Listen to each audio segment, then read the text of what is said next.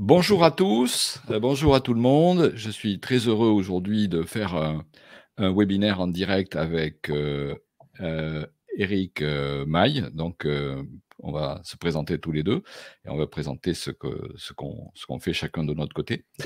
Donc,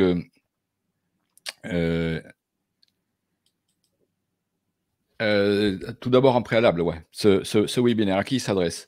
Il s'adresse essentiellement à des amateurs éclairés et à des professionnels du vin, ce qu'on appelle nous de la filière aval, c'est-à-dire les cavistes, les restaurateurs, ceux qui vendent notre vin.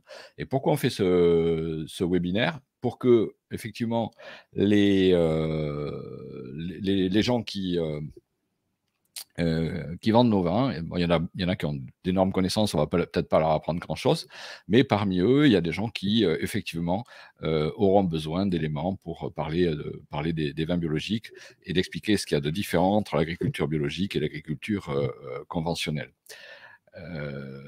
Il y aura peut-être des choses un peu techniques pour les débutants, mais vous pourrez poser des questions dans le chat à la fin, normalement. Donc on verra vos questions et on y répondra. On ne pourra pas vous donner la parole en live, mais vous pourrez poser des questions dans le chat. Alors en premier, donc Eric, je te propose de te présenter. Bonjour à tous, merci Régis de m'avoir invité à participer à ce webinaire sur les engrais verts. Donc moi je suis Maïric, je suis technicien viticole à Agrobio Périgord, donc une association loi 1901 qui regroupe tous les producteurs bio de Dordogne. Donc la Dordogne est un département assez actif sur la viticulture, même si une activité récente au niveau de l'association, vu qu'elle date que de 2008. Et malgré le fait qu'on ne soit pas un très grand vignoble, on est un vignoble dynamique et sur lequel il se passe plein de choses. Et je suis ravi de venir partager quelques-unes de ces choses avec vous aujourd'hui. Et donc, dans mes missions à Agrobio, je m'occupe de l'accompagnement technique des producteurs, de l'accompagnement des conversions, de la coordination des expérimentations, pardon. Je fais beaucoup de formations à l'extérieur et je suis également référent FNAB ITAB pour la partie viticulture. Donc FNAB, Alors ceux qui ne connaissent FNAB, pas, Fédération nationale de l'agriculture biologique, voilà, et ITAB, c'est l'Institut technique de l'agriculture biologique. exactement.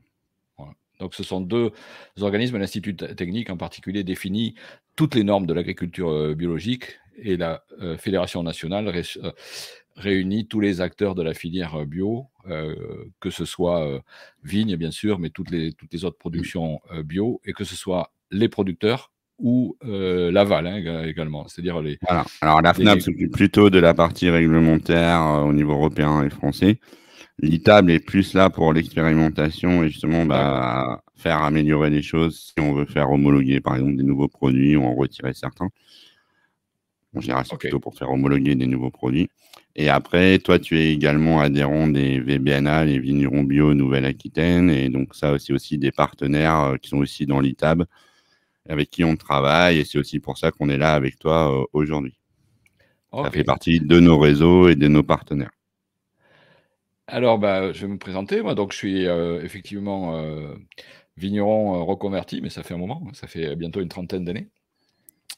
Et je suis arrivé sur le domaine familial avec mes parents. J'ai adhéré très rapidement au vigneron indépendant, et parce que ben, j'ai toujours eu le goût d'aller jusqu'au bout, c'est-à-dire à la fois de faire le métier effectivement de partir de la terre, de paysan, de cuistot, puisque ben, on transforme nos raisins pour en faire du vin, d'élever les vins, de les mettre en bouteille et de les commercialiser. C'est ça un vigneron indépendant.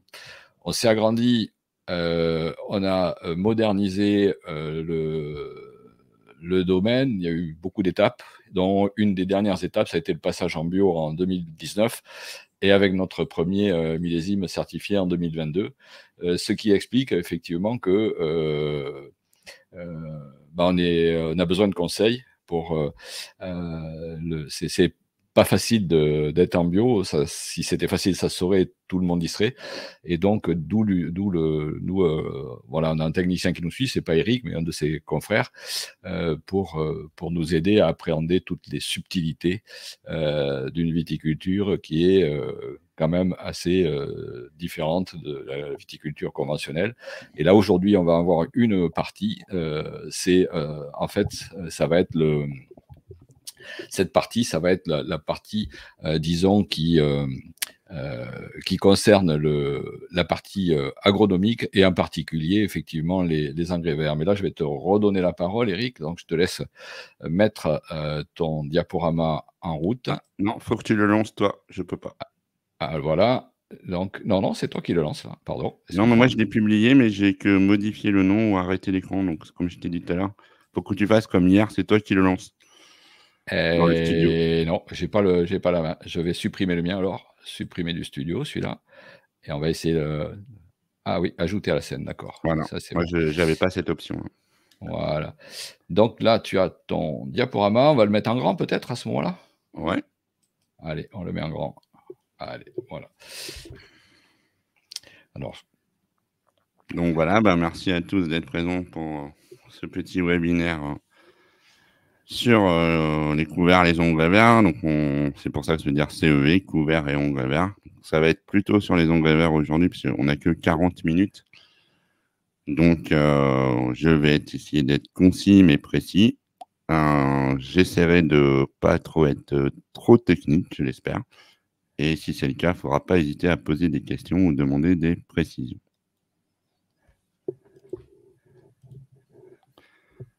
Donc voilà, couvert et engrais verts en viticulture en biologique, quelle approche? Et c'est des formations que je fais souvent dans toute la France au niveau national, voire européen.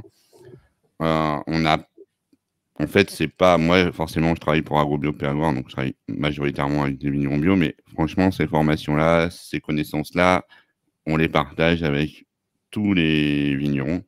Et il y a ça fait plus combien en de temps plus, que tu travailles sur le sujet, tu as dit alors là? plus de 20 ans. Plus de 20 ans, ok. Parce que moi, Voilà, j'ai tout donc, appris en travail. Parce que moi, je suis un expert en viticulture qui n'a pas fait d'études en viticulture. Donc moi, j'ai eu l'occasion de travailler dans à peu près toutes les productions végétales. J'ai beaucoup appris concernant les engrais verts avec les céréaliers, les maraîchers. J'ai beaucoup appris concernant les couverts en travaillant avec des éleveurs. Et du coup, ça fait 20 ans que j'essaye de mettre à profit ces connaissances-là avec la viticulture, vu que c'est des objectifs assez différents par rapport aux autres modes de production. Donc, ce qu'on va voir plus précisément aujourd'hui, c'est intérêt et limites des engrais verts en viticulture biologique. Donc, c'est des pratiques mises en place Régis sur son domaine. Donc, quelques engrais verts, on en verra d'autres tout à l'heure.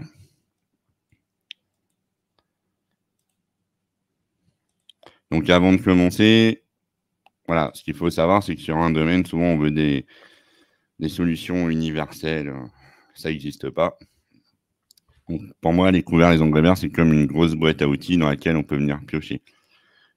Donc, on peut avoir des couverts spontanés. Souvent, on se dit, c'est le moins cher, c'est le plus diversifié. Alors, c'est le plus diversifié dans l'absolu, mais des fois, si vous avez que du chien-dent et de la potentille rampante, donc deux plantes qu'on n'a pas trop envie d'avoir dans les vignes, c'est spontané, mais c'est pas forcément très intéressant pour les vignons.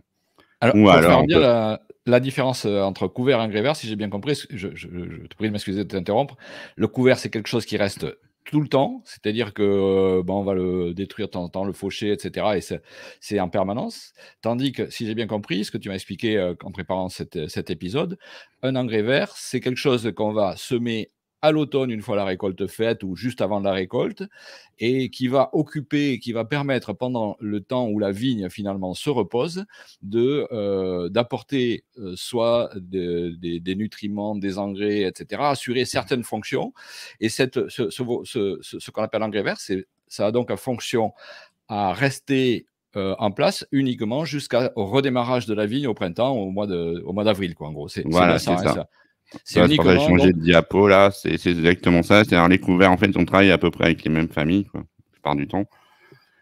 Mais les couverts, c'est des plantes spontanées et ou semées qui vont rester en place plus d'un an, donc c'est plutôt des plantes pérennes. Alors que les engrais verts, c'est des plantes semées et détruites en moins d'un an. Donc ouais, au d'accord, départ, j'étais un peu générique. j'ai un peu anticipé sur ta C'est pas diapo, grave, mais excuse-moi. Voilà. et du coup, voilà. Aujourd'hui, on va plus voir les couverts que les engrais. Non, mais il n'y a pas de problème, Régis. On est là justement pour répondre aux questions. C'est peut-être moi qui ai mal positionné mes diapos. Oh non, non, non, mais voilà, Il n'y a pas de souci. Le but, c'est que tout le monde s'y retrouve. Et donc après, il y a les engrais verts. Et là, dans les engrais verts, on peut, même sur un même domaine, on peut avoir plusieurs mélanges d'engrais verts parce qu'on a plusieurs objectifs. Donc par exemple, un objectif où on veut augmenter la vigueur, un objectif où on veut augmenter le taux de matière organique du sol. Et aussi, on peut avoir, moi j'ai plein de domaines avec qui je travaille où on a des mix en fait, c'est-à-dire que on a découvert spontané ou semé et on a différents mélanges d'engrais verts avec différents objectifs et différents modes de destruction.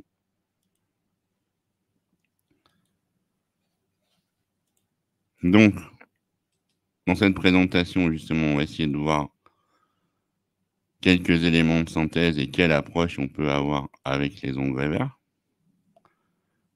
Donc, je passe sur la page des définitions vu que je vous l'ai déjà fait voir. Et donc, du coup, les engrais verts, c'est un peu ce qu'on pourrait appeler l'introduction de plantes correctrices ou améliorantes. Donc, là, des fois, je douche un peu les agriculteurs avec qui je travaille, mais il n'y a pas de plante miracle, donc ce n'est pas le chapitre des miracles. Il n'y a pas de plante idéale. Chaque plante a ses qualités, ses défauts. Et du coup, c'est à nous de bien les connaître pour les utiliser au mieux. Cependant, on peut facilement caractériser une plante qui sera intéressante à travailler en engrais vert, en vigne ou pas. Elle doit avoir un développement rapide, parce que comme l'a dit Régis tout à l'heure, on va les semer à l'automne pour les détruire au printemps, donc il faut qu'elle pousse vite.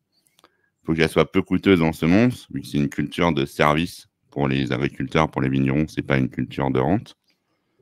Elle doit avoir un système racinaire puissant, être peu exigeante, parce que si elle a besoin d'être fertilisée ou entretenue, ça fait des charges, et pour une culture de service, c'est pas intéressant. Avoir une montée à graines tardive, ça j'y reviendrai plus tard. Et surtout être facile à détruire ultérieurement, c'est-à-dire il ne faut pas qu'une plante qu'on introduit en tant que culture de service devienne à moyen long terme une adventice enquiquinante pour le vigneron. Ça craint le gel en hiver, là, ces plantes qu'on sème Non, franchement, alors si, il y en a certaines, mais si tu as des problèmes avec le gel, c'est que les plantes ont mal été choisies dans le mélange. Mais les plantes qu'on utilise normalement en engrais verts d'hiver, nous en Dordogne, moi j'ai eu plusieurs hivers où il a fait -7, -9 pendant plusieurs semaines. Et ça n'a absolument pas détruit les plantes. Par contre, les plantes résistent bien au gel quand elles sont au stade plantule. Les gens qui veulent faire des fois des semis trop précoces, s'ils ont semé au 15 juillet ou au 1er août et que au 15 novembre, les plantes elles sont en fleurs, si là il fait une gelée à -5, oui, là les plantes elles vont mourir, mais c'est juste qu'elles auront été mal utilisées en fait. Ça répond à ta question, Régis? Ouais, très bien. Donc ça, il faut le prendre à titre indicatif, c'est un petit tableau, voilà, parce que c'est très, très variable d'un domaine à l'autre, suivant si le matériel est amorti, pas amorti, le type de matériel, si on sème tolérant ou pas. En gros, moi, ce que j'en ai compris, si on se place par exemple dans un des objectifs que tu as cité, qui est l'objectif de fertilisation, on peut remplacer a priori, pour simplifier à l'extrême, les engrais chimiques classiques par des engrais verts à coût à peu près équivalent, quoi. Alors, on peut le faire et même à moins cher. D'accord. Par contre, c'est comme tu l'as dit tout à l'heure, répandre de l'engrais, c'est facile. Ça ne demande pas un grand niveau de connaissance, ça ne demande pas beaucoup d'implication, c'est très basique. Et également, il y a un autre truc, c'est que c'est pas forcément la première année que ça va donner des résultats. C'est quelque chose qui est à long terme aussi, si j'ai bien Oui, compris. ça Il faut dépend toujours plusieurs de la années. situation de départ. Plus le sol a été préservé au départ, plus on peut escompter d'avoir des résultats rapides. Plus la parcelle a été maltraitée au départ, plus il faudra de temps. En général, moi, j'arrive à avoir des résultats quand je parle de résultats, c'est une chose flagrante, entre 3 et 5 ans de pratique.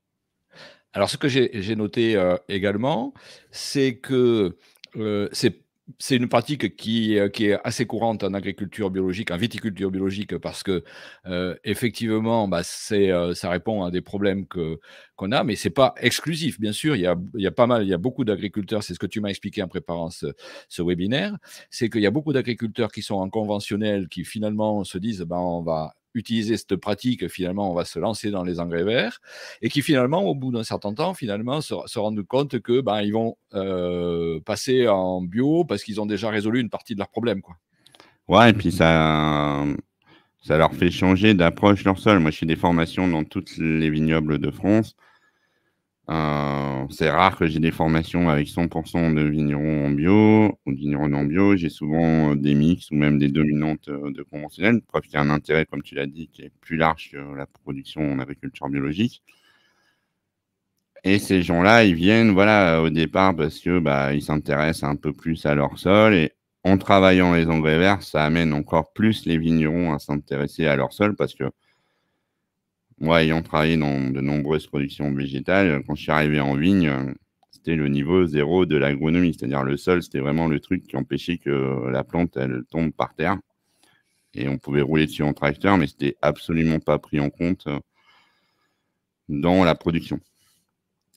Et moi, j'ai plein de vignerons, en fait, avec qui j'ai travaillé au départ pour les engrais verts, pas pour un passage en bio, et qui, in fine, sont passés en bio parce que, au travers des engrais verts, ils ont porté un autre regard sur leur pratique et sur leur domaine.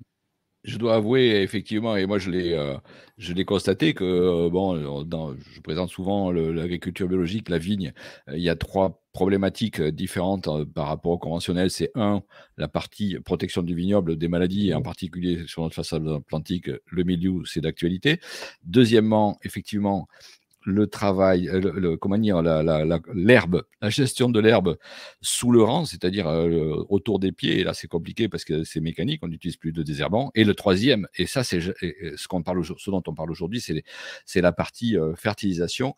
Et ça, cette partie fertilisation et agronomie en général, moi, c'est depuis 2019 qu'on y travaille. On avait commencé à y travailler avant. Et effectivement, c'est ce que je sous-estimais et qui finalement est un des aspects les plus, les plus importants. Donc, cette partie agronomique, ouais, voilà, personnellement, voilà, c'est ce que. Je développerai plus en amont tout à l'heure. On va essayer. Allez, je te laisse continuer. Je t'ai bien assez interrompu. Donc ça, par exemple, alors, ceux qui ont des bons yeux, ils pourront lire la légende qui est en dessous. Donc cette plante-là, c'est un Diplotaxis, c'est une crucifère, famille des brassicacées. Alors ça, on pourrait croire que c'est un engrais vert semé, alors que ça, en fait, c'est une levée de plantes spontanée. Ça, c'est dans l'arc méditerranéen, autour d'Avignon. Donc on pourrait croire que quand on voit la photo que c'est un engrais vert semé, alors qu'en fait, ça, c'est un semis spontané. Alors cette plante-là, on n'a pas trop de temps, puis les gens peuvent pas répondre, c'est moins marrant, mais je sais pas si les gens la reconnaissent, s'ils la voient, c'est des épinards, en fait, de la famille des Chenopodiaceae. Voilà, ça, c'est un petit tableau synoptique sur les engrais verts, avec les différentes familles. Et voilà, et chaque plante, elle a, suivant le critère qu'on va regarder, restructuration du sol, piège à nitrate, lutte contre les adventices, croissance, voilà. Chaque plante, elle a des caractéristiques différentes, donc c'est à nous de bien connaître les caractéristiques de chaque plante pour pouvoir faire des mélanges intéressants et utiliser le maximum de leur potentiel au mieux.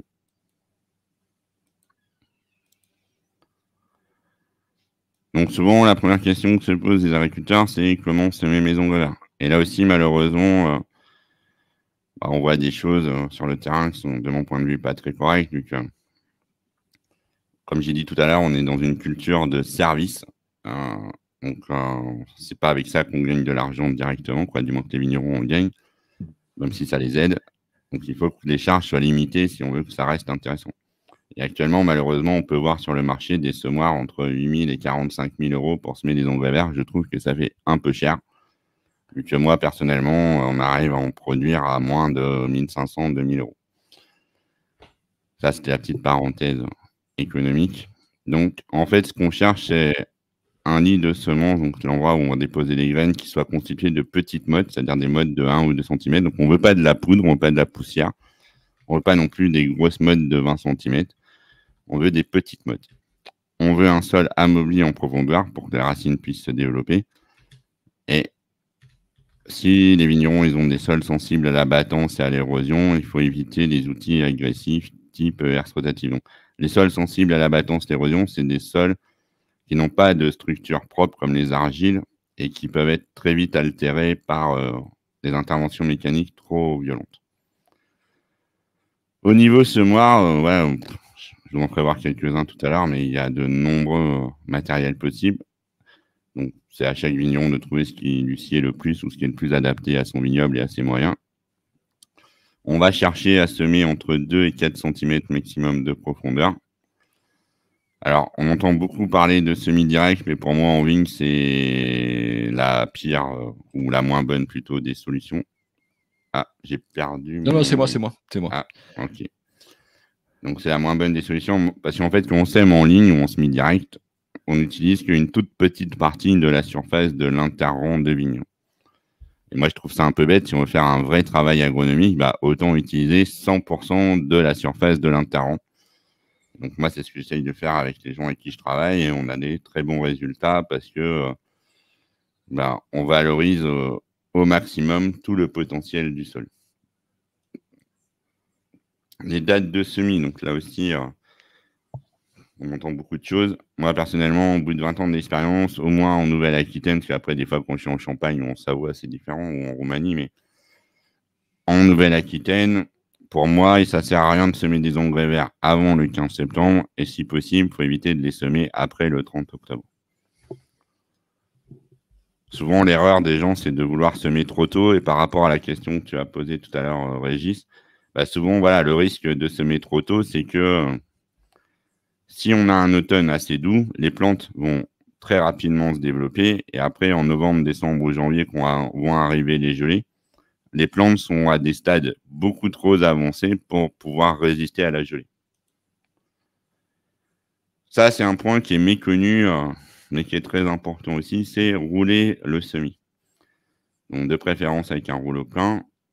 Et pareil, sur 20 ans d'expérience, tous les suivis de parcelles que j'ai pu faire, en gros, j'estime qu'entre un semi-roulé et un semi-pas roulé, on a 50% de levée en plus ou en moins. Quel mode de semis? Donc là aussi, beaucoup de gens qui ont des avis. Donc nous, on a fait, par exemple, une année au lycée de l'Abri, qui fait partie de notre réseau Ecophyto. On a testé différents semoirs. Donc, ils ont tous semé le même mélange le même jour sur la même parcelle. Et on est repassé 6 mois après pour voir les résultats. Donc, on a semé ce mélange-là, voilà, avec différents semoirs. Donc, ça, c'est un semoir frontal à 2 trémies, une pour les grosses graines, une pour les petites graines. Ça, c'est en semi-direct qu'on a fait, un semoir qu'on a fait avec le GI2E d'Agrobio Périgord. Donc, GI2E, c'est le groupement d'intérêt économique et environnemental. Ça, c'est toujours un semoir du GI2E, mais là, on est en ce que j'appelle semoir vibro-répartiteur. C'est justement ce genre d'outil qui nous permet de semer en plein et pas en ligne. Un autre semoir vibro-répartiteur d'un vigneron. Et ça, c'est un semoir répartiteur aussi, mais monté sur une herse rotative. Et le rouleau qu'il y a derrière n'est pas franchement adapté aux engrais verts. Donc, voilà, on a semé ce même mélange le même jour, puis on est revenu fin avril de l'année d'après et on a fait des mesures avec la méthode MERCI. Donc, MERCI, ça veut dire méthode d'évaluation de restitution des cultures intermédiaires. C'est une méthode qui a été développée par la Chambre d'agriculture de Poitou-Charentes pour les céréaliers, mais qui est tout à fait intéressante à utiliser en vigne.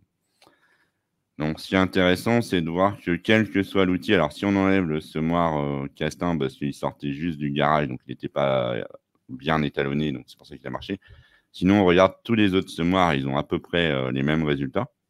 C'est que le semoir, c'est pas forcément le plus important. Et il y a un truc très intéressant à regarder, c'est la deuxième et la troisième colonne sur le semi-direct, mais sur un sol travaillé, ou le semi-direct, mais sur un sol qui n'avait pas été travaillé depuis au moins l'année d'avant. Et alors que, pardon, excusez-moi, toutes les modalités. Alors, semi-direct, il faut préciser, c'est-à-dire que tu peux dire quel est l'intérêt du semi-direct, pourquoi c'est différent d'un semi-direct, semi c'est ce que normal. j'ai fait voir ici.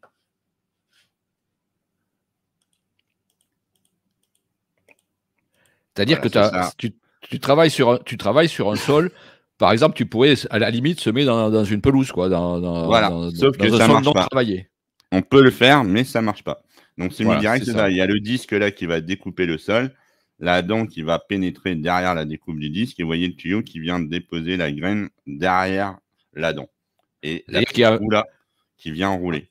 pour que ça marche, il faut qu'il y ait un minimum de préparation du sol au préalable, c'est-à-dire Ouais, et de faire surtout des petites mottes pour que en fait, l'idée, c'est que les graines se soient en contact directement avec de la terre et avec de l'eau quand il va pleuvoir, de façon à pouvoir germer plus facilement. C'est ça ouais, l'idée, quoi.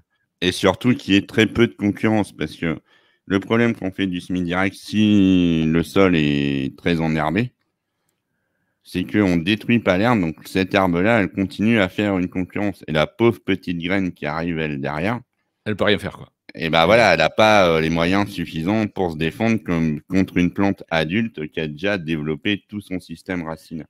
et oui, c'est pour ça que donc lorsque le semi-direct fonctionne bien en céréales, lorsque les gens disposent du glyphosate qu'on n'a pas nous Voilà. en bio. Donc effectivement, dans les it il y a vous entendrez parler, surtout en céréales, d'itinéraires techniques de conservation des sols, mais là sans désherbant, ça marche pas. Donc en bio, on n'a pas de solution pour faire du semi-direct performant en bio, que ce soit en vigne ou en céréales. Ah bah on peut en faire. Par contre, faut pas se mentir. On aura, voilà, c'est très visible là sur ce tableau et ce graphique. C'est qu'on Donc le but, divise par 3 les restitutions. OK. Et ça a coûté, c'était le même mélange qui a été semé à la même dose. Donc toutes les charges opérationnelles sont les mêmes, sauf que les résultats, eux, ils sont divisés par 3. Donc une préparation du sol est absolument Mm. nécessaire, quoi. Et elle n'a pas Voilà, besoin d'être très. c'est superficiel, quoi, il faut quelques Ouais, centimètres, voilà. quoi. Mais il faut juste qu'il n'y ait pas d'herbe ou le moins possible et surtout qu'on utilise au maximum la surface à semer. Donc en fait, les clés de réussite, bah, souvent tu l'as dit toi-même tout à l'heure, Régis, un peu, voilà, c'est que on veut faire croire aux agriculteurs qu'il y a une seule méthode unique, universelle qui marche. Alors genre par exemple le semi-direct et le rouflaca, c'est ce qui est à la mode depuis quelques années. C'est pas du tout ma façon de fonctionner. Pour moi, il n'y a pas une méthode meilleure qu'une autre. Il y a juste des méthodes différentes qui permettent d'atteindre ou pas des objectifs différents. Et un vigneron, comme toi sur ton domaine, bah, tu peux avoir plusieurs objectifs parce que toutes tes parcelles, elles ne se ressemblent pas et qu'elles n'ont pas le même objectif in fine de production. Donc, ce qui est important pour moi, c'est qu'il faut bien partir des problématiques et pas d'une technique. C'est-à-dire, c'est quoi mes problèmes, c'est quoi mon sol, c'est quoi mes objectifs, c'est quoi mes contraintes. Du coup, ça s'imbrique avec mes choix. C'est là où je vais choisir mes mélanges, mes espèces, mes doses de semis, mes types de semis, mes dates de semis. Après, il y a une partie qu'on ne maîtrise pas, c'est la météo, les aléas climatiques. Donc là, on va retrouver s'il va pleuvoir ou pas, le gel, la température, voilà, d'autres choses. Et quand tout ça se passe bien, on arrive à un semis réussi. Pour en revenir aux objectifs qu'on peut rechercher, tu l'as précisé un petit peu, au début de ta présentation, mais on peut y revenir assez rapidement. Ça peut être effectivement, de capter de l'azote dans l'air pour amener de l'engrais, de mobiliser les éléments du sol, les nutriments du sol qui ne sont pas disponibles, facilement sans engrais verts. Ça peut être de restructurer un sol, ça peut être d'augmenter le taux de matière organique. Enfin, il y a vraiment beaucoup Ah oui, on peut d'objectifs différents. avoir une quinzaine, une vingtaine d'objectifs total différents. Et dans un mélange, on peut raisonnablement répondre entre 3 et 5 problématiques avec un mélange. Alors nous, pour J'y l'instant, c'est ce que reviendrai ouais, un peu tu plus tard expliqueras tout tout à à l'heure, l'heure ouais. quand on parlera de la destruction. Donc là, on va s'intéresser plus à des choses agronomiques, c'est-à-dire les effets sur l'activité biologique des sols des engrais verts. Donc les engrais verts, en fait, ils vont provoquer une stimulation très importante de la vie microbienne du sol. Donc c'est dû à plusieurs choses. C'est que un engrais vert, alors ça va dépendre de son mode de destruction, mais en général, il a une action plus rapide et intense qu'un fumier. Donc le C sur N, c'est tout bêtement le rapport carbone sur azote. Donc plus ce ratio est petit, ça veut dire que moins il y a de carbone, plus il y a d'azote. Plus il est élevé, ça veut dire que plus il y a de carbone et moins il y a d'azote. Donc un C sur N faible, ça veut dire que c'est quelque chose de peu carboné et de riche en azote, donc quelque chose qui va se dégrader vite. Et comme j'ai dit, ça va dépendre de la nature de l'engrais vert et de son stade d'enfouissement. Parce qu'un engrais vert, si vous le laissez aller à paille, forcément, il y aura plus de carbone et quasiment plus d'azote. Donc, dans ce cas-là, vous aurez un C sur N très élevé. Si vous le détruisez juste avant la floraison, vous aurez l'inverse. Alors, nos auditeurs ne sont pas forcément familiers avec le C sur N, le carbone sur azote. En quoi c'est important ce C sur N? C'est Bah, la vitesse de dégradation, c'est bien ça? oui, voilà, c'est ce que j'ai dit, c'est qu'en fait, c'est un bête ratio mathématique, mais donc 15, ça veut dire que, par exemple, j'ai beaucoup d'azote et peu de carbone. Alors que si j'en ai 25, ça veut dire que j'ai plus de carbone que d'azote. Alors, qu'est-ce qui est Donc, idéal comme engrais pour alors, ça dépend de de ce que l'objectif, tu veux encore faire? une fois. Si l'objectif, c'est d'augmenter le taux de matière ionique, bah, vaut mieux avoir un C sur N élevé. Beaucoup de carbone, Voilà. donc Si on l'objectif, séquestre du c'est de carbone. nourrir la plante, donc la vigne en l'occurrence, pour ce qui nous occupe aujourd'hui, eh ben, on va souvent rechercher des. Alors, ça pourrait être fournir la plante en éléments nutritifs, ça pourrait aussi simplement être, comme tu parlais de plusieurs objectifs tout à l'heure, de stimuler l'activité microbienne du sol. Donc ça, on l'aura plus avec un C sur N plus faible. Et une autre conséquence, c'est qu'il provoque également une prolifération des vers de terre avec un effet qui est connu et reconnu sur la fertilité des sols.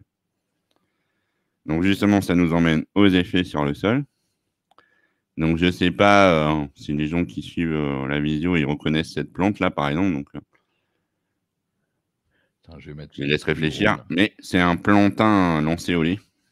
Donc c'est une plante qui a un bon indicateur de l'activité microbiologique des sols. Sauf que ça, d'habitude, c'est une plante qui arrive à floraison, c'est-à-dire ce stade, à une hauteur de 20-30 cm maximum. Là, elle fait plus d'1 mètre, ce qui est un peu exceptionnel. Et cette plante, elle a poussé sur le rang où on avait fait un engrais vert, par exemple. Donc les engrais verts, ils vont avoir un effet sur la structure du sol et sur sa stabilité. Et c'est dû principalement à deux leviers. Une action mécanique des racines. Donc ça permet d'améliorer l'état physique de la couche superficielle du sol. Et ça va aussi augmenter sa perméabilité et sa cohésion. Et ça, c'est dû au système racinaire et ce qu'on appelle les exudats racinaires. Donc rapidement, je voulais vous faire voir quelques exemples des racines. Donc ça, c'est justement qu'on fait la fausse merci sur 1 m². Ben ça, c'est ce qui reste une fois qu'on a enlevé toutes les plantes. Donc on voit bien que c'est assez riche d'un point de vue chevelure racinaire. Donc c'est toutes les petites radicelles blanches que vous voyez. Donc on voit bien qu'il n'y a pas 1 cm de terre qui n'est pas parcouru par les radicelles. Ça, c'est un colza fourragé. Ça, c'est un pivot de févrole. Donc, on va avoir un peu plus sur d'autres photos, les nodosités. Je vous expliquerai tout à l'heure. Ça, c'est un pied de moutarde. Donc, des crucifères, des brassicacées. Ça, c'est un système qu'on appelle dimix. Donc, vous voyez, il y a un grand pivot, plus ou moins fasciculé. Fasciculé, ça veut dire plein de petites racines qui partent sur les côtés.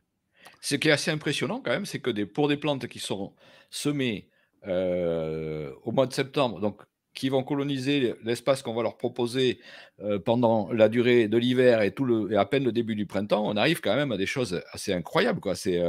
On a peut-être à l'image qu'il faut du soleil, beaucoup de soleil Non, non, ça beaucoup de dépend de lumière la nature des plantes. Alors, il y a des plantes ouais, qui ouais, vont se mais c'est ça. développer en hiver, d'autres au printemps. Mais moi, je fais des fosses régulièrement au printemps avec les vignerons avec qui je travaille. Et, sans problème, on observe des racines d'engrais vert à plus d'1,50 m, 2,50 m de profondeur. C'est incroyable quoi, parce que, effectivement, on voit ce qui sort, à l'extérieur, mais on voit pas ce qu'il y a dessous, donc Mmh. Ah, c'est le gros problème des engrais verts, tu fais bien de le souligner, c'est que, bah, c'est humain, on s'attache à ce qu'on voit. Comme tout à l'heure, on parlait des vers de terre, les gens, ils s'attachent plus aux vers de terre qu'aux bactéries ou aux champignons, simplement parce qu'un ver de terre, c'est visible à l'œil nu, alors qu'une bactérie ou un champignon, c'est pas visible à l'œil nu. Ça, c'est une avoine noire. Voilà, ça, c'est un beau chapelet de nodosités. Donc, les nodosités, c'est les petites boules que vous voyez à l'écran. Elles sont formées par une bactérie qu'on appelle un rhizobium. Et ces rhizobiums, ils ont la faculté de fixer l'azote de l'air pour le transformer en nitrate qui donne à la plante. Donc, c'est un enrichissement, vu qu'ils prennent quelque chose qui est dans l'air, ils le donnent à la plante. Et comme ce rhizobium, il est dans le sol, la bactérie ne peut pas faire ni de photosynthèse, ni rien. Donc, elle ne peut pas produire ni de protéines, ni d'acides aminés. Et alors donc, pour faire la une petite symbiose. je fais Pardon, une petite vas-y. aparté, tu me permets? Vas-y. Pour faire une petite aparté, en fait, ces petites boules blanches, il faut se dire que ça remplace le gaz, quoi. C'est-à-dire que quand on fait des engrais chimiques, quand on veut apporter de l'azote aux plantes en agriculture dite conventionnelle, on peut bien sûr utiliser des engrais organiques, mais souvent on utilise des engrais chimiques qui sont faits à partir de gaz, donc de pétrole, quoi, de ressources. On va produire ce qu'on appelle de l'ammonitrate, et ces ammonitrates de synthèse, elles sont produites dans des usines très importantes, où effectivement, pour faire ce que fait naturellement la nature, ça demande une débauche d'énergie assez impressionnante. C'est pour ça que depuis la guerre en Ukraine, par exemple, il y a eu une flambée des cours de l'ammonitrate, donc chimique de synthèse, ce qui a fait que par report, ça a fait flamber les prix de la fertilisation organique parce que nombre d'agriculteurs, notamment céréaliers ou l'autre, qui avant utilisé des engrais chimiques de synthèse parce que efficaces à leurs yeux et pas chers, et ben là, ils étaient devenus beaucoup trop chers et du coup, ça a fait flamber les prix de la matière organique pour ceux qui en utilisaient avant, comme les bio, par exemple. Je crois qu'on le voit dans une de tes, pour préciser sur ce point-là, on le voit dans une de tes diapos suivantes, mais une précision sur quand on est en viticulture bio, on doit obligatoirement utiliser des graines bio. Alors ça peut être, ce que tu expliques plus tard, des graines de consommation ou des semences. Des semences, c'est très cher. On ne va pas utiliser des semences au sens semencier du terme qui elles, ont d'autres objectifs, mais on va utiliser plutôt des graines standard, mais bio, certifié. Oui. On peut pas utiliser il faut vraiment qu'une espèce soit pas disponible en bio nulle part en France pour qu'on ait le droit de demander une dérogation pour des semences qui seront conventionnelles dans ce cas-là, mais qui seront dans tous les cas non traitées, c'est-à-dire sans aucun traitement de semences. Voilà, des petites. Et là, je vous ai mis une petite photo. C'est une nodosité coupée en deux. Et donc, vous voyez, là, on voit une belle couleur rosée au lit devant. Ça montre, cette couleur-là, ça montre que la symbiose, elle est active entre la plante et la nodosité. Et donc, c'est bien la nodosité qui nourrit la plante. Si on coupe la nodosité, elle est toute blanche, ça veut dire que la nodosité, elle n'est pas encore en ordre de marche et que pour l'instant, la plante, elle se nourrit soit sur ses réserves de la graine, soit sur ce qu'elle prend par les racines dans le sol. Tu as quelle échelle, là, sur la diapo précédente, à peu près? Cette nodosité, ça fait quelle dimension? Une nodosité, ça fait 2-3 mm. D'accord. Alors ça, c'est ce qu'on appelle le Graal. C'est-à-dire que vous voyez, là, on a l'impression que la terre, elle est collée aux racines. Alors, on pourrait croire que c'est à cause de l'eau ou de l'humidité. Mais en fait, non, c'est justement toute l'activité des micro-organismes du sol qui produisent des exudats qui font qu'il y a cette agglomération du sol. Enfin, là, ça veut dire qu'on est sur des très, très beaux domaines qui travaillent bien et qui ont des bonnes bases agronomiques. Ça, c'est un radis. Je ne sais pas si ça se voit bien à l'écran, mais ce qui est intéressant sur cette photo, c'est de voir tout ce qui est à droite de l'écran, à partir de cet endroit-là, si les gens voient mon curseur. Cette partie-là, elle est blanche. Cette partie-là, elle est verte. Qu'est-ce que nous indique? Le vert, ça nous indique qu'il y a eu de la production de chlorophylle. Donc, ça veut dire que s'il y a eu de la chlorophylle, ça veut dire que toute cette partie à droite de la main, là, en gros, du vigneron, à gauche de la main, pardon, elle a poussé au-dessus du sol à la lumière. Alors que il n'y a que la petite partie entière là qui est à droite qui a poussé dans le sol qui elle est blanche. Et normalement, un radis qui pousse correctement, il n'y a que la partie grise là entre les deux doigts du vigneron qui est hors du sol, ce qu'on appelle le collet. Donc ça veut dire que, par exemple, ce vigneron-là, il a semé un radis pour se dire ça va décompacter mon sol, sauf que son sol, il était tellement compacté parce qu'il n'y avait pas de fissure que le pauvre radis, il n'a pas réussi à pousser en profondeur, il a poussé au-dessus du sol.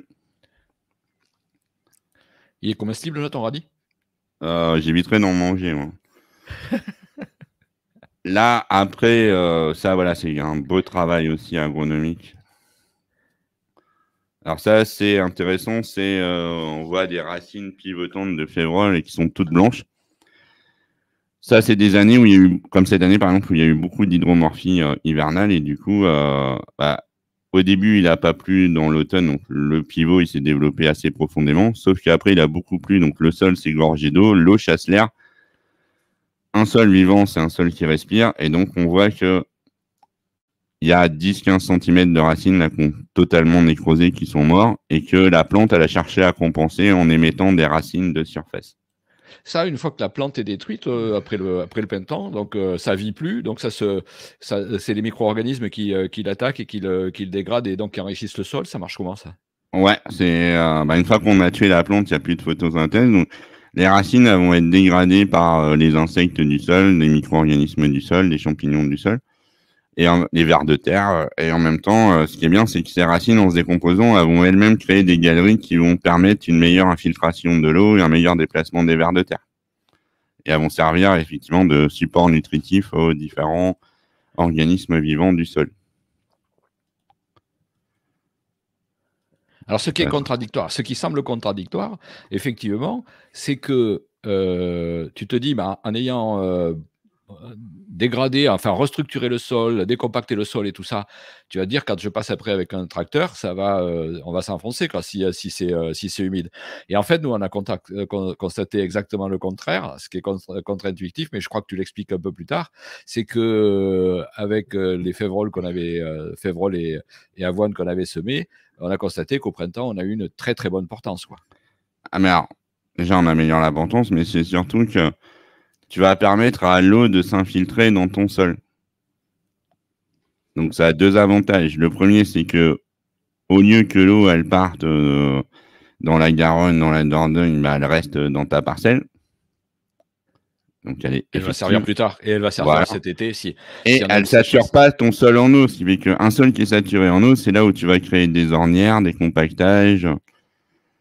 Alors que là, à la fois, tu stockes de l'eau et en même temps, tu évites que ton sol se retrouve en hydromorphie. Hydromorphie, c'est-à-dire gorgée d'eau. Excès d'eau. Hydro, du grec eau, et morphie, c'est l'excès d'eau. Donc, le deuxième point, c'est une action chimique. Donc, je vous en ai parlé un peu tout à l'heure, c'est l'action des exudats racinaires. Alors, les exudats, c'est un mot compliqué, ça veut simplement dire c'est des substances chimiques qui sont émises par les racines. Et donc, ces substances permettent à la plante de communiquer avec les micro-organismes. La rhizosphère, c'est l'environnement proche des racines. Et ça va augmenter la stabilité des particules de terre. C'est ce que je vous ai fait voir tout à l'heure avec la photo de racine avec la terre toute agglomérée dessus. Et lors de la décomposition de l'engrais vert, il y a une formation de nombreuses substances préhumiques qui vont posséder un pouvoir agrégeant élevé. Et là aussi, ça contribue à l'amélioration de la structure du sol. Et enfin, les engrais verts, quand ils sont semés à l'automne, ils vont pouvoir protéger les sols de l'érosion pendant l'hiver.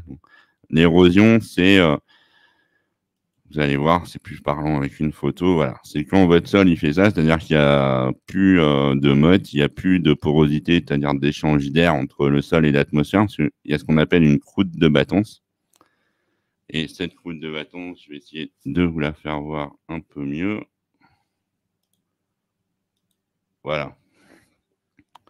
Donc, vous voyez ici, s'il pleut là, mon sol, c'est du béton et toute l'eau, au lieu de s'infiltrer, justement, elle va ruisseler ou elle va rester en surface et elle va nous créer des problèmes.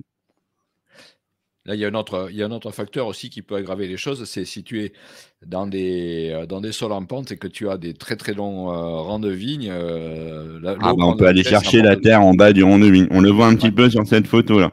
Vous voyez, là où il y a les engrais verts, là, on a ce qu'on appelle une belle porosité avec des belles mottes et tout. Et par contre, on voit dans le chemin où l'eau a circulé, là, on voit il y a la croûte de Battens, mais c'est aussi, comme tu l'as dit, Régis, ça, c'est le capital sol du vigneron qui fout le camp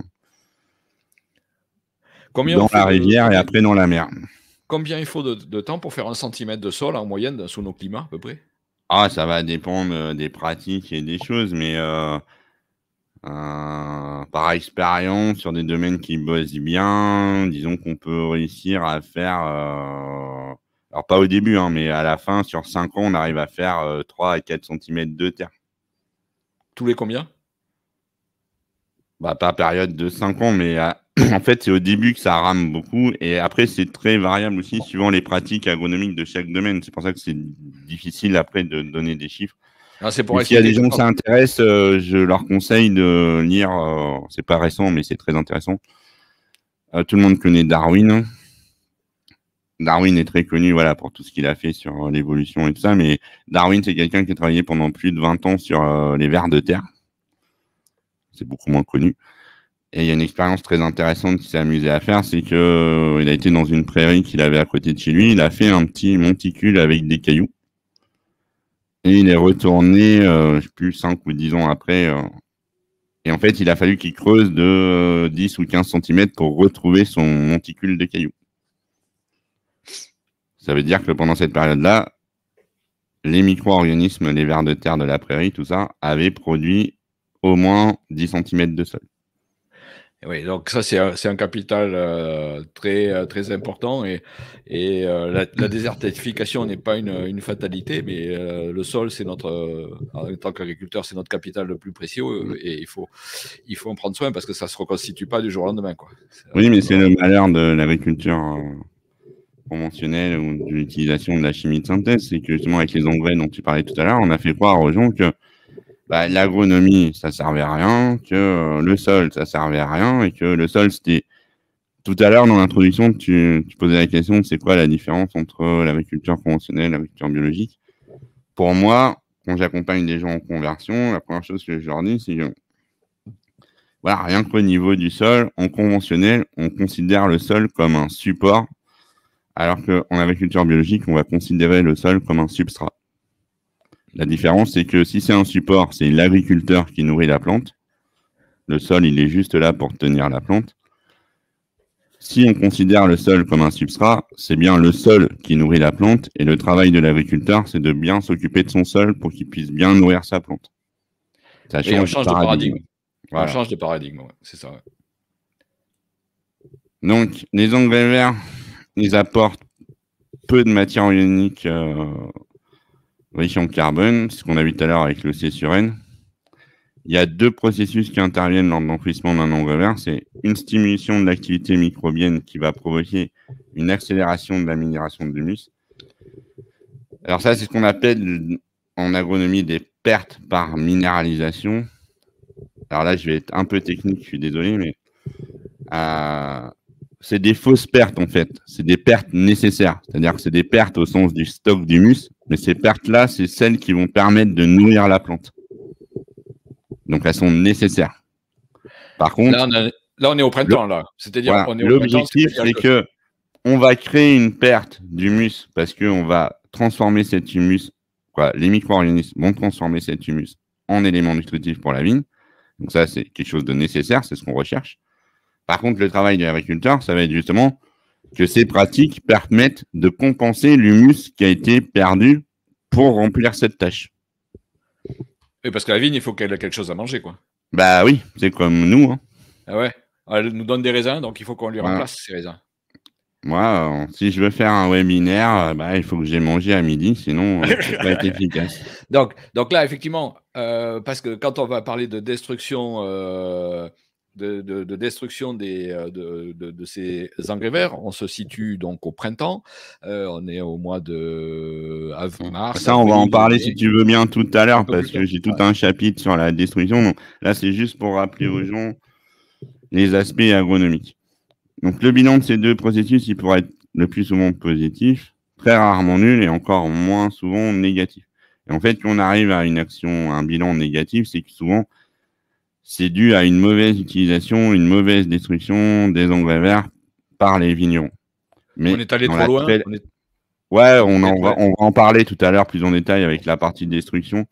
Mais dans la majorité des cas, ce qu'il faut retenir, c'est que c'est un bilan positif. Sinon, ces techniques-là, comme on en a parlé en introduction, elles ne se développeraient pas surtout si c'était pas intéressant. Et donc, l'intérêt agronomique, voilà ce que je disais en introduction de cette diapositive, c'est que l'objectif pour l'agriculteur, ça va être le remplacement d'un humus ancien qui est peu actif par de l'humus jeune nettement plus actif. Donc, disponible pour la plante, quoi. Ouais, comme j'ai dit, le sol, pour moi, c'est le capital du vigneron. La matière organique, c'est aussi un capital. Mais le but du vigneron, c'est pas d'accumuler de la matière organique. On veut pas faire des tourbières ou des champs de pétrole. On veut produire de quoi faire du vin ou nourrir des hommes, des animaux. Très bonne image. Donc, il faut pas vouloir absolument stocker de la matière organique. Il faut faire en sorte que pour chaque sol, on soit à l'optimum de son niveau de matière organique et que surtout, on en fasse minéraliser, comme j'ai dit, pour nourrir les plantes tous les ans une partie et qu'en compensation, on reproduise un humus jeune tous les ans. C'est ce que j'appelle un cercle vertueux de fertilité. Le taux de matière organique, on le mesure dans le sol par des analyses. Le taux de est-ce que tu peux nous expliquer cette analyse qui mesure le taux de matière organique? Il y a plusieurs méthodes, mais la méthode la plus basique utilisée, c'est de mesurer le carbone organique total du sol. On le multiplie par un coefficient de 1,72 et ça donne un taux de matière organique que j'appelle théorique. Donc ça, c'est pas inintéressant comme information, mais c'est une information quantitative et pas qualitative. Moi, les agriculteurs que j'ai la chance d'accompagner, j'essaye de les emmener sur d'autres types d'analyses qui coûtent certes un peu plus cher, mais qui sont plus pertinentes, dans le sens où on n'est plus sur du quantitatif ou uniquement sur du quantitatif, mais qu'on s'intéresse aussi au qualitatif. C'est-à-dire, par exemple, si dans une analyse classique, on me dit tu as 2% de matière organique, dans ces 2%, quelle est la part d'humus stable? On a parlé un petit peu. Quelle est la part de MOF? Donc, les MOF, c'est les matières organiques fraîches facilement fermentescibles. Donc, ça pourrait être les engrais verts, par exemple. Et il y a ce qu'on appelle les matières organiques archaïques, ou les NINI, parce que c'est ni des MOF, ni de l'humus. Pour illustrer mon propos, sans être très technique, les matières organiques archaïques, là, c'est celles qui, sur du très long terme, donneraient de la tourbe ou du pétrole. Donc, ça fait augmenter le taux de carbone du sol, mais c'est pas pour ça que ça améliore les propriétés agronomiques du sol. Et juste par compléter, pour finir sur le taux de matière organique, c'est pas un webinaire sur la pédologie, mais il faut savoir qu'un taux de matière organique tout seul, ça veut rien dire. Un taux de matière organique, il doit toujours s'exprimer par rapport à un sol donné. Parce que si on a 2% de matière organique dans des sables, ou 2% de matière organique dans des argiles lourdes, on a toujours 2%, mais ça ne veut pas du tout dire la même chose. Donc, quels sont les engrais verts sur... Donc, justement, tu trouves des solutions pour tout le type de sol là, dans les engrais verts? Ah oui, moi je fais des formations dans toute la France, de la Champagne au Pays Basque, du Muscadet à la Savoie, en diagonale en passant par la Bourgogne, le Sancerre. C'est plus facile sur les argiles, non? C'est quand même plus facile sur les argiles. On y arrive sur tous les sols. Et après, c'est pas une question, c'est plus des fois sur des sols justement limoneux ou des choses comme ça, mais c'est pas tant le sol en lui-même qui pose problème que les capacités d'intervention. Okay. Donc, les engrais verts, à l'exception de l'azote, fixés par les légumineuses, donc c'est les nodosités dont on a parlé tout à l'heure, ils n'enrichissent pas le sol en éléments nutritifs. Tout ce qu'ils vont prendre, ils l'ont pris dans le sol. Par contre, voilà, ils vont le restituer sous une forme qui n'est pas lessivable. Donc, c'est aussi un gros avantage par rapport aux engrais chimiques de synthèse dont tu as parlé tout à l'heure, Régis, c'est que de l'azote organique, c'est pas lessivable tant que ça n'a pas été dégradé par les micro-organismes pour le transformer en nitrate, absorbable par les plantes. Alors que de l'ammonitrate, si elle n'est pas absorbée directement par la plante, eh bien, elle finit directement soit dans les eaux en profondeur, soit dans les eaux de ruissellement. Moi, avec de l'azote organique, je peux stocker 300 unités d'azote sans faire des pollutions azotées. Et un autre point intéressant avec les engrais vertes, on en a parlé un petit peu tout à l'heure, Régis, c'est qu'il y a certaines plantes, donc notamment des crucifères ou des hydrophiliacées, qui sont capables d'aller utiliser des stocks d'éléments nutritifs, comme notamment la potasse, le phosphore, qui sont présents dans le sol, mais qui ne sont pas disponibles pour la vigne, pour différentes raisons. Mais ces plantes-là sont capables d'aller les chercher, de les utiliser alors qu'elles sont dans un stock, entre guillemets, bloqué. Et du fait qu'elles vont les transformer en potasse ou en phosphore organique, une fois qu'on va détruire la plante et que ça sera dégradé par les micro-organismes du sol, on aura de nouveau de la potasse ou du phosphore disponible pour la vigne. Alors, donc, si tu observes des carences sur une vigne, hein, ça se voit sur les feuilles quand ça pousse, tu peux te dire, l'année prochaine, je vais peut-être essayer de mettre dans mon mélange des plantes qui vont favoriser la mobilisation du phosphore. On va faire une analyse de sol avant pour s'assurer que la carence, elle est bien induite, c'est-à-dire qu'elle est due à un autre facteur comme le sol ou des choses comme ça, et que c'est pas une carence réelle. Une carence réelle, ça veut dire que physiquement, l'élément, il n'est pas présent dans le sol. Donc, dans ce cas-là, moi, je suis pas magicien. Il n'y a qu'une seule chose à faire, c'est faire un apport pour corriger ça. Par contre, on a énormément de situations, c'est plutôt 95 voire 99% des cas, où les carences, elles sont induites.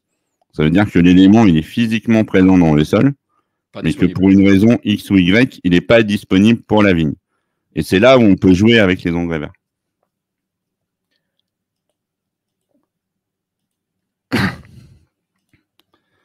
Donc voilà, c'est exactement ce que je disais. Voilà. Les crucifères, donc on les appelle maintenant aussi les brassicacées. Donc les brassicas, c'est des choux, donc c'est la moutarde, les choux, les radis, tout ça, c'est les brassicacées. Voilà, où justement, c'est exactement ce qu'on parlait la Régis. Voilà, elles sont capables d'aller chercher ces trucs-là. Les crucifères, elles sont liées d'abord à la potasse, un peu au phosphore, et après, il y a d'autres plantes qui sont plus liées au phosphore, et là, on va retrouver le sarrasin, qui est une polygonacée, la facélie, qui est une hydrophiliacée. On pourrait citer aussi le lupin jaune, qui est une fabacée. Et lors de la décomposition, ils vont libérer ou synthétiser différentes substances. Là, on pourrait faire une liste à l'après-vert, voilà, des vitamines, des oxynes, des acides, voilà. Et là, j'en ai mis qu'une toute petite partie. Les inconvénients, parce qu'il n'y a jamais que des avantages, il y a aussi toujours des inconvénients. Ça peut être un enfouissement trop tardif, un enfouissement en profondeur de matière organique fraîche, des sols compactés ou mal drainés. Et ça, en fait, ça va déclencher ce qu'on appelle des fermentations anaérobies, ça veut dire privées d'air. Un sol vivant, c'est un sol qui respire. Et s'il n'y a pas d'oxygène, au lieu d'avoir, par exemple, la production de nitrates, le sol va produire des nitrites, et les nitrites sont toxiques pour une grande majorité de plantes. Alors ça, c'est pas trop vrai chez nous pour l'instant, on ne sait jamais avec le dérèglement climatique, mais les deux principaux inconvénients sont la concurrence pour l'eau. Alors ça, par exemple, je travaille avec des vignobles en Pyrénées orientales où c'est un vrai problème. Et des fois, simplement, il y a des adventices qu'on voudrait détruire, et dans ce cas-là, il faudra le différer parce que c'est pas compatible. Oui, mais on ne sème pas au printemps, nous. Enfin, donc, ça veut dire que, en fait, quand la vigne commence à pousser, il faut que en gros, tes engrais verts, ils deviennent inactifs. Il faut que tu les détruises à ce moment-là, quoi. Ouais, mais là, des adventices, des fois, tu peux avoir des adventices où tu as besoin de faire des interventions l'hiver pour les maîtriser. Et dans ce cas-là, c'est pas compatible avec je pense notamment à des vivaces ou des choses comme ça, Régis. D'accord. Quand tu as du On pourra y revenir dans les questions, on va essayer d'avancer un peu, parce que le temps passe. Oui, c'est vrai qu'on est déjà à 14h30. Donc, la floraison, c'est le moment où les plantes sont au maximum de leur activité, donc c'est le moment le plus intéressant. Bien sûr, on s'adapte aux fonctions des espèces dans le mélange, du développement de l'engrais vert par rapport à l'année. Et si on veut schématiser ça, voilà, quand la plante, elle pousse, plus elle se développe, plus son activité biologique augmente. Et la floraison, on peut considérer que c'est le pic d'activité biologique d'une plante. Parce que après la floraison, il y a la fécondation et la montée à graines. Et ça veut dire que la plante, elle change de fonctionnement. Au lieu d'accumuler et de stocker des éléments dans ses feuilles, ses tiges, ses racines, elle va faire migrer tout ce qu'elle a stocké en transformant des éléments simples en éléments complexes type amidon pour aller faire les réserves de la graine pour assurer la pérennité de l'espèce. Donc, sauf si on recherche de la matière organique, le vigneron, il a plutôt intérêt à détruire ça avant la montée à graines. Donc, un engrais vert, ça doit être facile à détruire. Moi, je conseille 1 mois de délai entre les deux. Il faut surtout jamais enfouir de la matière organique fraîche quand elle n'est pas décomposée. C'est ce qui va faire l'anaérobie qu'on a parlé tout à l'heure. Donc ça, c'est un exemple. Tout est adaptable. C'est juste une situation. Voilà, c'est ça que je voulais vous faire voir. C'est comme on a parlé, Régis. Voilà, sur un domaine, on peut avoir plusieurs objectifs qui cohabitent. Et il n'y en a pas un qui est meilleur que l'autre. Simplement, il y a des méthodes qui vont permettre d'atteindre ou pas certains objectifs. Donc, c'est à chaque vigneron, comme j'ai dit tout à l'heure, de bien choisir et surtout de ne pas croire qu'il y a une solution universelle qui va régler tous ces problèmes. Un petit patchwork pour vous faire voir différentes méthodes de destruction. Donc, ça, c'est des essais de l'IFV de Gaillac, de Laure Gontier. Et j'en ai parlé un peu tout à l'heure. Quelle que soit la méthode de destruction ou des mélanges, on va toujours éviter la montée à graines d'espèces gênantes ou envahissantes. Et oui, parce qu'en pratique, quand on est vigneron, on veut des engrais verts, des plantes entre les rangs, mais pas sous le rang, parce qu'après, on va s'embêter pour les détruire. Et donc ça, Voilà. ça devient très compliqué.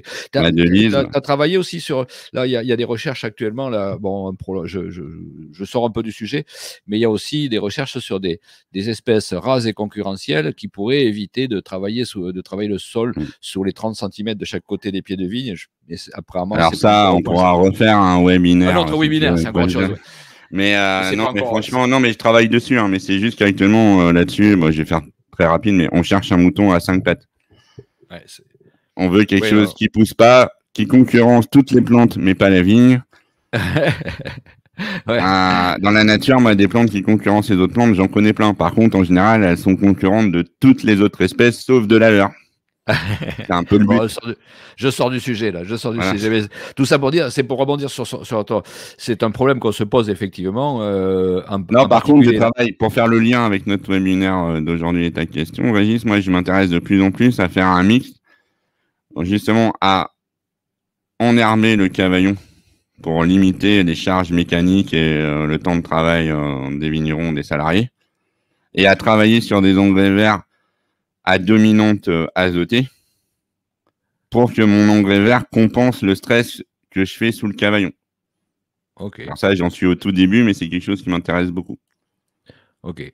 Non, parce qu'effectivement, on a toujours peur de la veste et il faut surtout être capable de la détruire avant qu'elle monte à fleur, parce qu'après, c'est Le envahissant. problème des gens qui ont eu des problèmes avec de la veste, c'est juste qu'ils l'ont laissé monter à graines, c'est tout. Et c'est ça, oui. Oui, mais il y a Moi, je des travaille moments où la veste tous les ans avec des vignons et j'ai jamais de problème.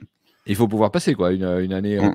comme cette année où c'est très humide et tout ça, il faut être capable d'intervenir, quoi. C'est pas forcément toujours évident, quoi. Oui, mais travailler le sol, ça c'est compliqué. Passer le broyeur, même en conditions humides, on peut y arriver, quoi. Ouais, ouais. Ok. Donc, l'intérêt des mélanges, comme j'ai dit, moi, je travaille des mélanges. Alors, les mélanges les plus simples que je travaille, moi, c'est 3 espèces, c'est-à-dire une céréale poacée, une brassicacée ou crucifère et une fabacée ou légumineuse. Mais je monte à des mélanges jusqu'à 8-12 espèces. Donc, ça assure une meilleure assurance de couverture, donc de protection du sol, une meilleure production de biomasse aérienne et racinaire, une meilleure gestion du salissement, une meilleure exploration du potentiel nutritif du sol et une meilleure amélioration de la texture du sol. Ça permet aussi de réduire les coûts de semences. Donc, le calcul, il doit se faire en fonction du sol, du climat, de la période de semis et de destruction, de la connaissance des parcelles par le vigneron. Alors moi, en viticulture, pour avoir travaillé dans plein d'autres productions végétales, je considère que le surdosage, c'est même pas nécessaire, c'est indispensable. Et là aussi, on peut réduire les coûts de semences. Donc, j'ai passé un peu vite, je ne vais pas m'attarder plus là-dessus, on va continuer. S'il y a des questions, je pourrais revenir dessus. Voilà, ça, c'est une autre approche que j'aime bien. C'est, si on veut simplifier, on peut dire que dans les constituants d'un engrais vert, il y a le carbone lent, c'est la cellulose, le carbone rapide ou les sucres, et l'azote. Bon, là, je simplifie énormément. Mais on pourrait dire le carbone lent, ça va être plutôt les céréales, les sucres plutôt les crucifères et l'azote plutôt les légumineuses. Donc, si je voulais un engrais vert équilibré, il faudrait qu'il soit dans le patatoïde vert. Et après, si je veux plus de vigueur, je vais emmener mon mélange vers l'azote. Ici. Si je veux plus améliorer la vie du sol, par exemple, je vais l'emmener sur les sucres, vu que les sucres, c'est avec le carburant des micro-organismes du sol. Si je veux jouer sur le taux de matière organique, je vais plutôt l'emmener sur le carbone. Et comme je vous ai dit, c'est très simplifié parce que, évidemment, que dans la nature, il n'y a pas une plante qui amène que de l'azote, une plante qui amène que des sucres et une plante qui amène que du carbone. Toutes les plantes, elles amènent tout ça et bien d'autres choses, mais plus ou moins suivant les plantes et suivant leur stade. Si ça vous intéresse, cette approche, je vous recommande la lecture du livre Engrais verts et fertilité du sol de Joseph Poussé. C'est une bonne approche pour commencer les engrais verts.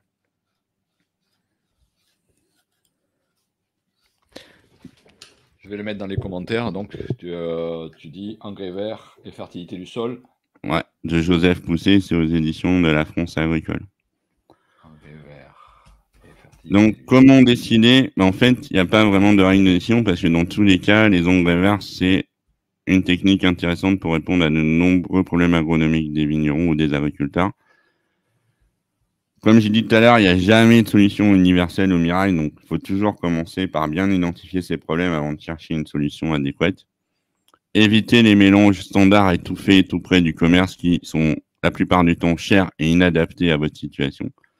Préférez des associations travailler à la carte, donc ça demande un peu plus de réflexion et d'investissement, mais il y a des gens pour vous accompagner, mais c'est là où on a toujours les meilleurs résultats.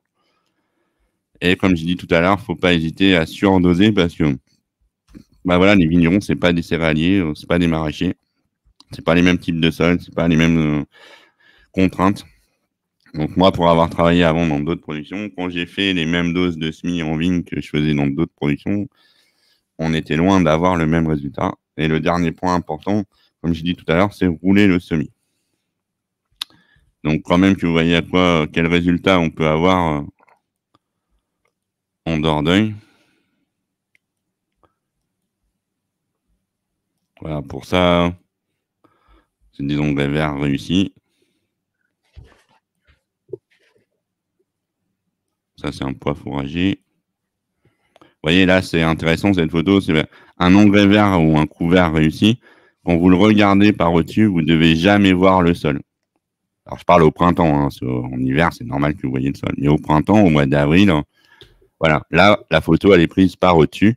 On ne voit pas le sol. Ça veut dire que mon sol, il est bien protégé de l'érosion, de la pluie, de la bâtonce. Donc, juste avant, pardon, c'était un trèfle incarnat. Là, c'est une facélie. Une moutarde.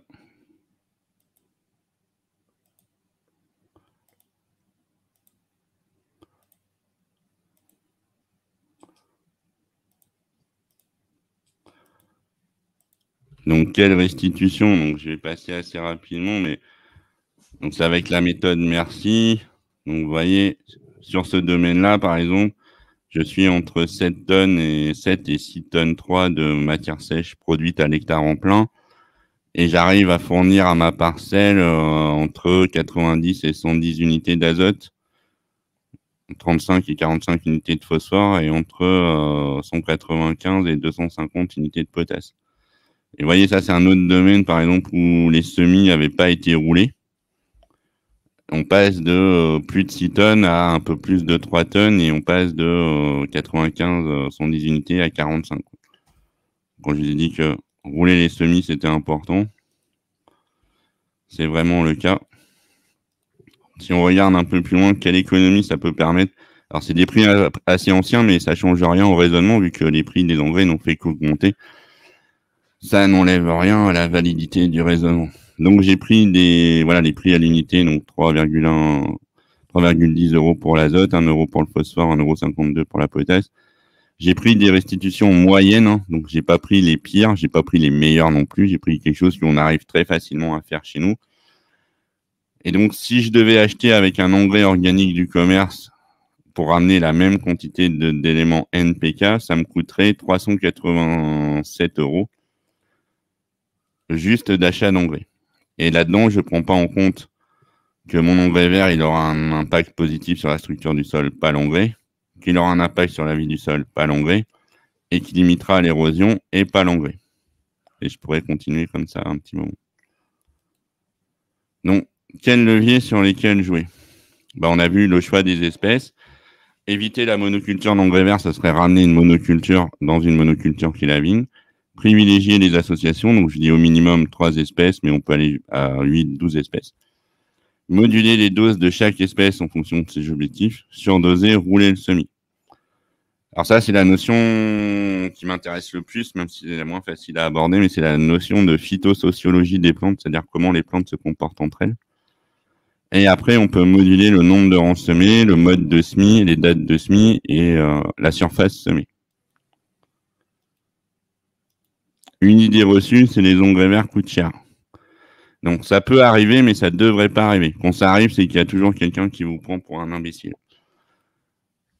Donc je me suis amusé à faire une comparaison. Si on achète 100% de ces semences certifiées semences et certifiées bio, ou comme l'a un peu expliqué tout à l'heure Régis, est-ce qu'on essaye d'acheter ce qu'on appelle des grains de consommation qui sont certifiés bio et qu'on complète avec des semences certifiées semences et certifiées bio pour les espèces les plus techniques, on va dire. Donc, vous voyez, je fais un mélange à 7 espèces, là, donc c'est la moyenne de ce que je fais. Et suivant comment je me fournis? Je passe d'un coût à l'hectare pour 10 000 m² de 631 € à un coût de moins de 200 € pour le même mélange avec les mêmes doses. Donc ça, c'est en plein, parce qu'en général, on va à la utiliser... parcelle de vigne, on serait à plus... Une parcelle de vigne à 2 mètres semée à rond sur 2. On serait à peu près 200, plus de 200 balles pour la modalité en rouge, et on serait à moins de 70 € de l'hectare pour le tableau en vert. Oui, parce qu'en général, enfin, ça va dépendre bien des situations, mais dans notre pratique aujourd'hui, on sème un ras sur 2. Et bien sûr, si on est planté, nous, on est planté à 2,50 m, on va pas semer sur 2,50 m, mais on va plutôt semer sur environ 60, Oui, parce que comme 70. tu l'as dit, on va pas semer sous le carillon, soyons intelligemment feignants, on va pas se créer du travail. Voilà. Et des problèmes. Donc, pour vous donner un ordre d'idée, voilà, ça, c'est par exemple un exemple d'un vigneron, d'un vignoble avec un sol sableux, sensible à l'érosion, avec déjà des vignes trop vigoureuses. On peut arriver à ce genre de mélange. Donc ça, c'est à l'hectare en plein. Si on prend un autre exemple, cette fois sur un sol argilo-calcaire, avec des objectifs différents, vous voyez, on a un autre type de mélange. Ce qui est étonnant, moi, ce qui me fascine, c'est que toutes ces espèces arrivent à cohabiter et à lever alors qu'il n'y ait pas de concurrence entre elles. Alors que, par exemple, moi, ce qu'on a constaté, c'est que l'avoine était très concurrentielle, par exemple, de beaucoup d'autres espèces naturelles, entre guillemets. C'est-à-dire que ça va, par exemple, sur le chien-dent, qui est une vraie plaie pour nous, l'avoine va empêcher le chien-dent de pousser. Donc, quand on fait des mélanges, on se dit, mais il y en a certaines qui vont dominer sur les autres. Non, alors c'est parce que c'est une méconnaissance des plantes. C'est pour ça que alors, je vais passer un peu vite, mais c'est la notion que j'ai dit tout à l'heure, qui pour moi est très importante, c'est la notion de phytosociologie des plantes. C'est ça. C'est-à-dire comprendre comment les plantes, elles fonctionnent entre elles, leur développement, et comment justement on peut composer un mélange. Moi, je me prends pas la tête, je me fais prendre la tête par de nombreux techniciens ou ingénieurs, parce que pour eux, si on met plus de 2 plantes dans un mélange, ça pousse pas. Bon, moi, ça fait 20 ans que j'en mets entre 8 et 12. Et tu les vois toutes à l'arrivée. Voilà. Alors, je dis pas qu'une année, de temps en temps, il en manque une ou deux, mais si je conseillais des mélanges à 12 espèces tous les ans à des vignerons, et que tous les ans, il n'y en ait qu'une ou deux qui lèvent, je pense qu'ils ne sont pas plus bêtes que d'autres gens. Ils m'auraient mis à la porte et ils auraient fait autrement. Donc, s'ils me font revenir depuis 20 ans, c'est qu'ils s'y retrouvent, quoi. Mais pour ça, il faut connaître bien les plantes et comment elles réagissent entre elles. Et pour rebondir sur ce que tu disais sur le chien-dent, en fait, le chien-dent, il n'empêche pas le chien-dent de pousser. L'avoine n'empêche pas le chien-dent de pousser. Ce qui se passe, c'est que l'avoine, comme de nombreuses graminées poacées, elle a un système racinaire très fasciculé, comme on en a parlé tout à l'heure, qui va avoir un rôle positif sur la texture du sol, les agrégats du sol. Et en fait, le chien-dent, c'est une plante qui pousse dans son bassin d'origine, c'est le Maghreb, les lits des oueds au Maghreb. C'est une plante qui est là pour tenir le fond des oueds, pour éviter que ça parte en torrent de boue quand il pleut à l'automne ou au printemps. Et donc, le but de cette plante-là, c'est que cette plante-là, elle pousse quand il y a des sols qui sont dégradés, qui sont sensibles à l'érosion, pour limiter l'érosion. Donc, c'est marrant parce que le chien-dent, il est perçu comme un ennemi, alors qu'en fait, il vient sauver les meubles. Chez nous, on n'aime pas trop.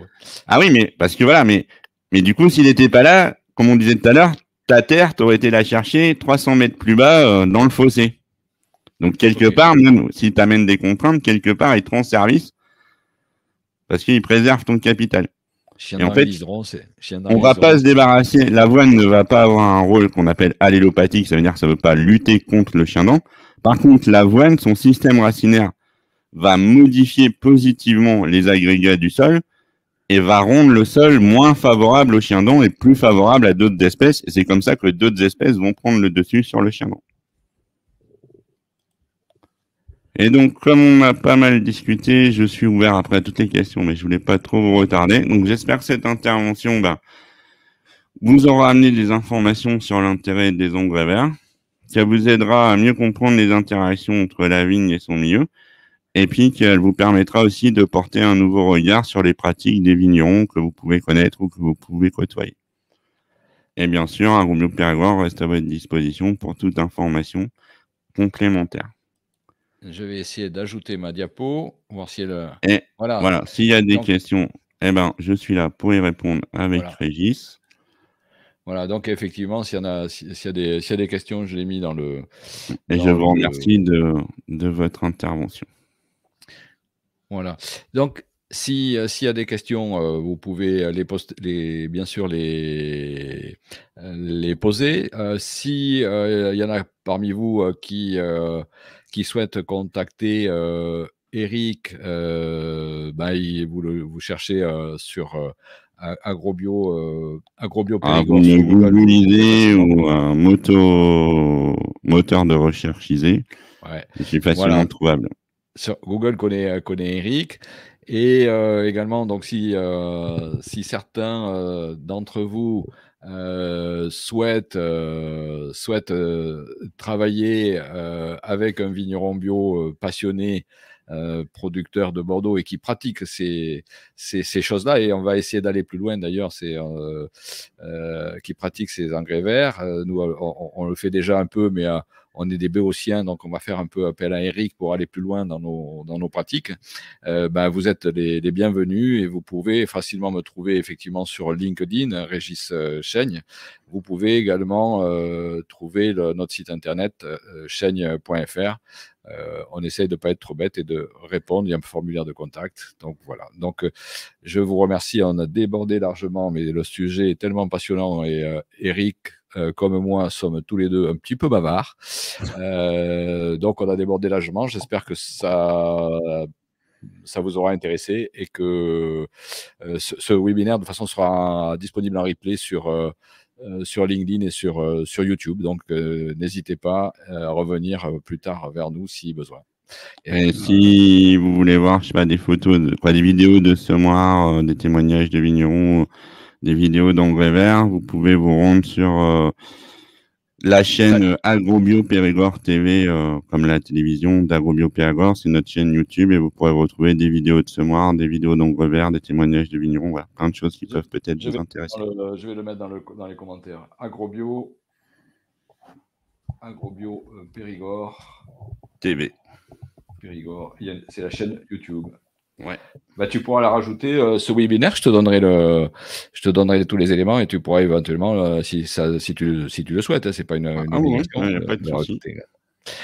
Merci à tous pour ceux qui ont suivi ce webinaire ou qui l'écouteront plus tard en replay. Et puis, on va essayer de vous préparer une surprise à la rentrée aussi, de faire quelque chose de complètement différent, toujours sur le thème d'aider nos intermédiaires de la filière aval à mieux comprendre la viticulture biologique et mieux vendre les vins bio. Donc, tout en sachant que tout ce qu'on a dit aujourd'hui, c'est pas spécifique de la bio, mais quand on est en bio, vraiment, on a intérêt à s'intéresser à ces notions d'engrais verts. Merci, c'est très bien pour l'agronomie, c'est très bien pour les sols, c'est très bien pour l'économie des domaines. Eh oui, il y a beaucoup d'externalités. J'espère que j'aurais pas été trop technique et assez précis quand même. Et juste pour vous dire, c'était un challenge de vous faire un truc en 40 minutes, vu que d'habitude, les formations que je fais sur les couverts et les engrais verts, elles sont plutôt sur 2 ou 3 jours. Merci, Eric. On a essayé d'être sincère et honnête en 40 minutes. Merci, Eric. Et au revoir Merci à tous. Bonne continuation. Merci, Régis. Et puis, j'espère que vous serez nombreux à visionner ce webinaire. À bientôt. À bientôt. Au revoir.